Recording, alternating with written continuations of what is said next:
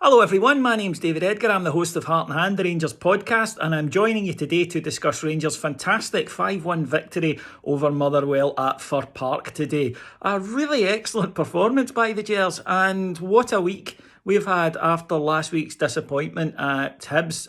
The team have reacted exactly the way that all of us would have asked. We've gone out and put 4 past Willem II the other night, put 5 past Motherwell today.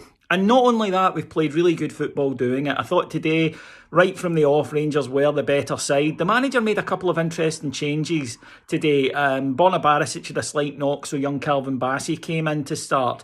And Jordan Jones came in for Yanis Hadji.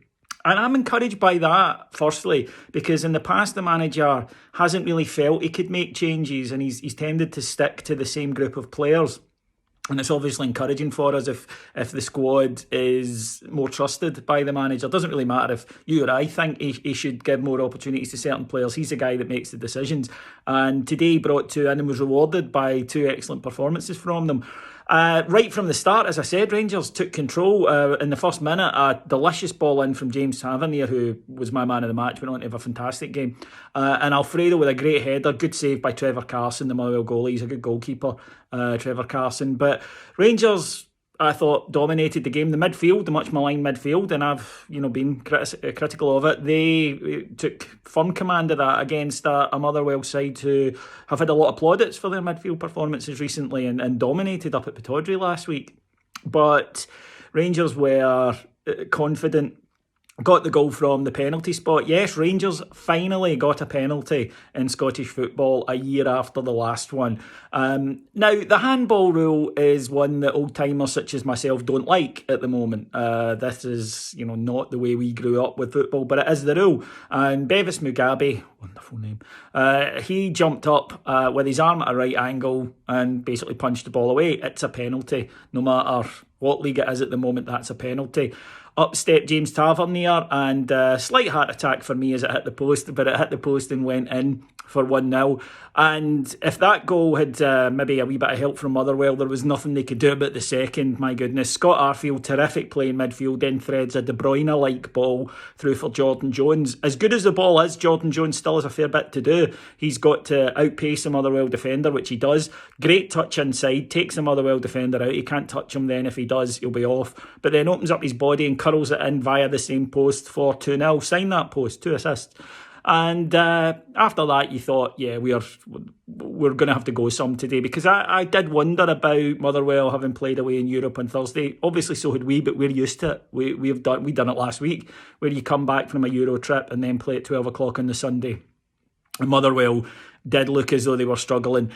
Then another penalty, corner in from the other side this time. Up went Calvin Bassey. It goes over his head, but hits the Motherwell defender on the elbow.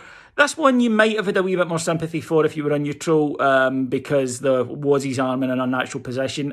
He moves his arm towards the ball, so for me it was a penalty. Tav stepped up again. I think that Carson thought he was going to hit it down the middle, but Tav just waited him out and then put it calmly into the corner for 3-0. In the interest of fairness, Motherwell had a penalty shout themselves when Glenn Kamara barged one of their players in our box.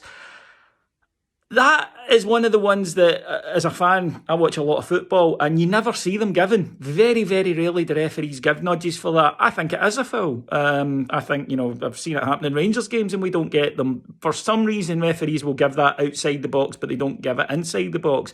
Yeah, I thought it was probably a penalty. We got away with that one there. But as I say, referees tend to be consistent on that and they don't tend to give them. It certainly wasn't a Stonewaller or anything like that. But Rangers 3-0 up, and then in the second half started to make some changes. And the thing I really wanted, and I'm sure you did too, was a goal for big Tommy Kitten, and he got a beauty to get off the mark. Ball played up to him. It looks as though he's going to go for a 1-2 with James Tavernier, but he takes a lovely first touch and it sits up, and it was just obviously too inviting, and he lashed it home from 20 yards. A peach of a goal.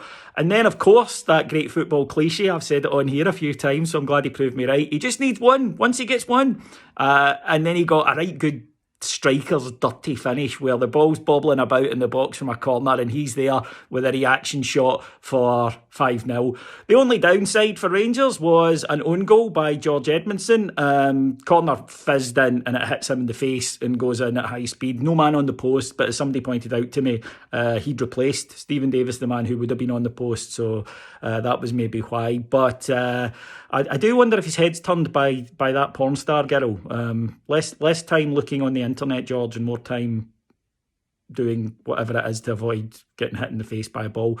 But all joking aside, yeah, it was disappointing to lose a goal, but certainly not the end of the world. I did love the players' reactions though. Watch it back, Hadji, Arfield, a few others, they're raging, and that's a good sign. So on to Galatasaray on Thursday. This has been a good week after an awful start for Rangers. We dropped 2 points last week. I was fizzing, I'm sure you were, but the team have responded magnificently, and now it's on to Galatasaray on Thursday. We've got 2 big games, Galatasaray and Ross County, both of them at home, and if we get victories in them, and there's no reason not to the way that we're playing, then I think we're going to be in a really good place. So many plus points today. The midfield, the centre halves, young Bassey was excellent. Jones staking his claim. I thought Alfie played well as well. The subs coming on and doing well. But for me, the man of the match was Tavernier, led by example. Terrific game from him, and good to see him back slotting penalties away. Hopefully we're going to get a few now over the next few weeks now that the dam has bust. Anyway, thank you so much for joining me. If you want to hear more from us, then Heart and Hand drops every Monday. We'll be with you wherever you get your podcast. But you can also hear us every day, up to 5 shows on all things Rangers every day. Just go to patreon.com/Heart and Hand to sign up. Thank you so much for listening to me, and I'll talk to you again on Thursday. Have a great week. Bye bye.